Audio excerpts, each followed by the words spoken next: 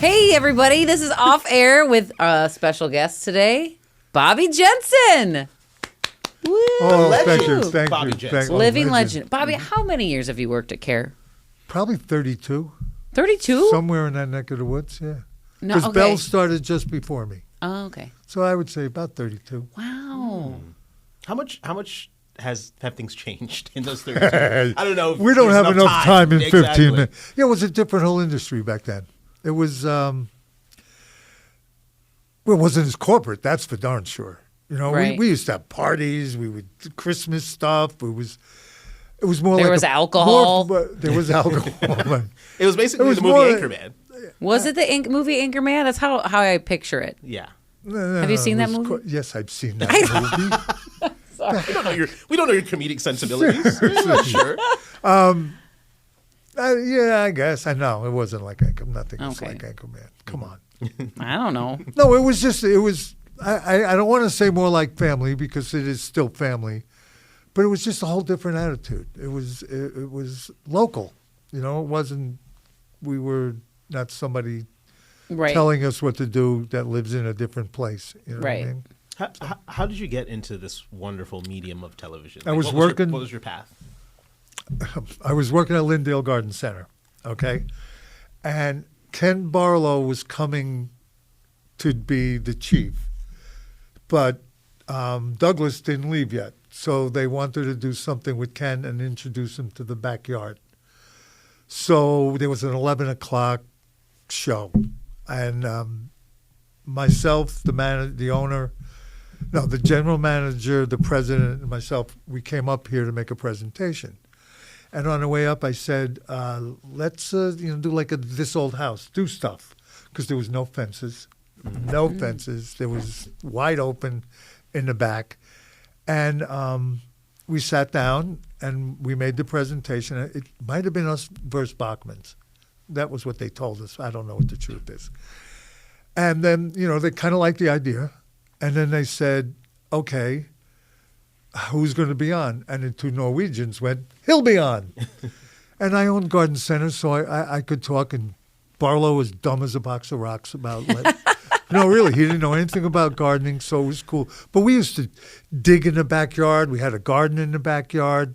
And then one day they said to Belinda, go get that guy and go do something. And we believe, and I wish we could have found it, it was a thing with, she came to the Lindale Garden Center, and I was using a hot glue gun to make Christmas wreaths, or decorate them, not to make the wreath.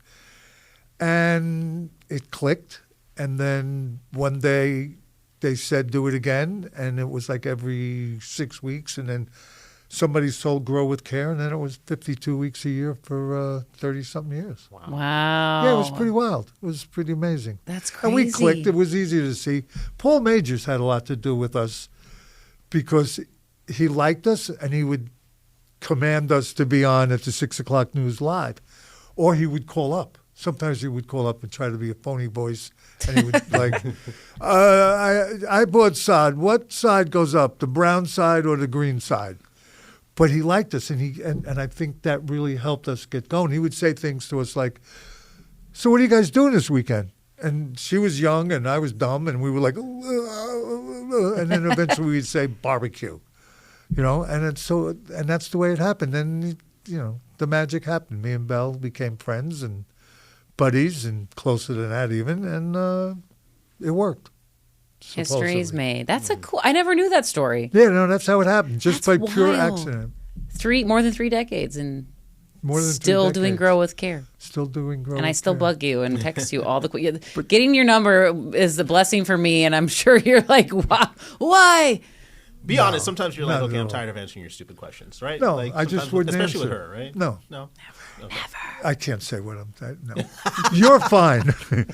But sometimes the questions are the same. Well, of course it's the same. It's a cyclic industry. I mean, the same Right. bugs, same times of year, same plants. That's why Laura and I like to keep it a little bit more on the cutting edge. Yeah. And the difference between Laura and the end of Belle. Well, here's how that happened.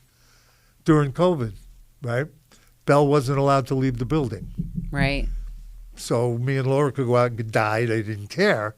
So we would go out we would go out into public. And then, Belinda was a very smart, she is, well, you guys know. And she said, Laura, this would be good for you to add to what you do around here. So from that time on, like the whole COVID, Laura and I did it.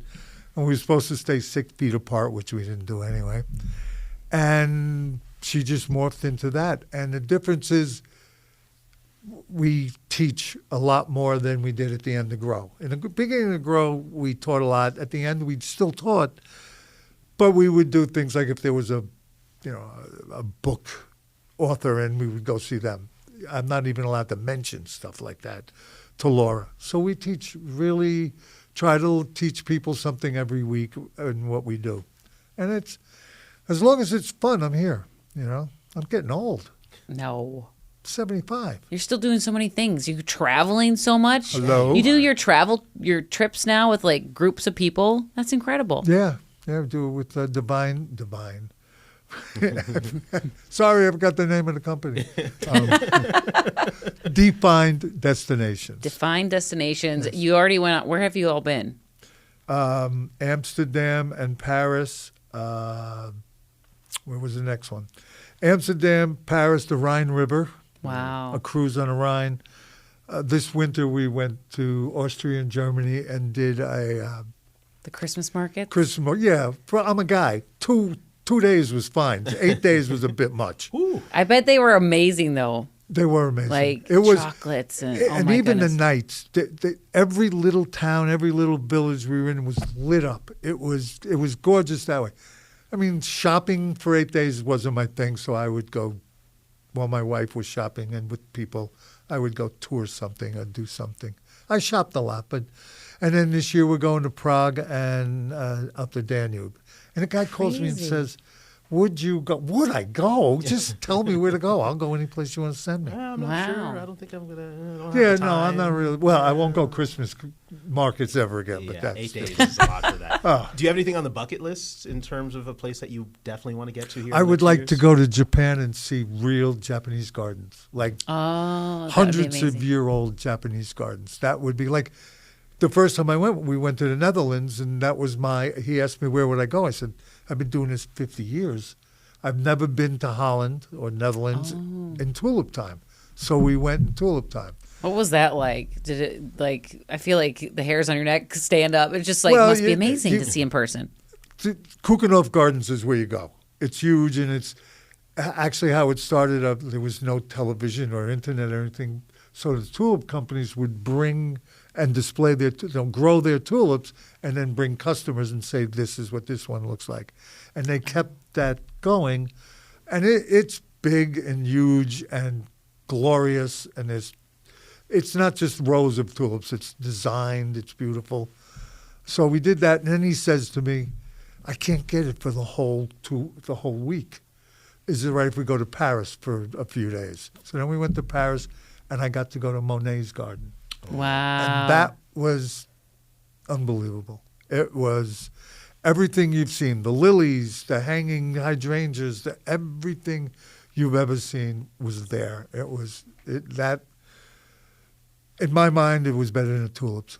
Wow. I feel like I'm living vicariously through you because I've never been to Europe. Well, I've never been to Europe. Well, I was. My wife was never before that. Really? What did she think of the whole experience? She loves it now. Now now they advertise it Bobby and Phyllis Jensen. I don't know. She's taken over somehow.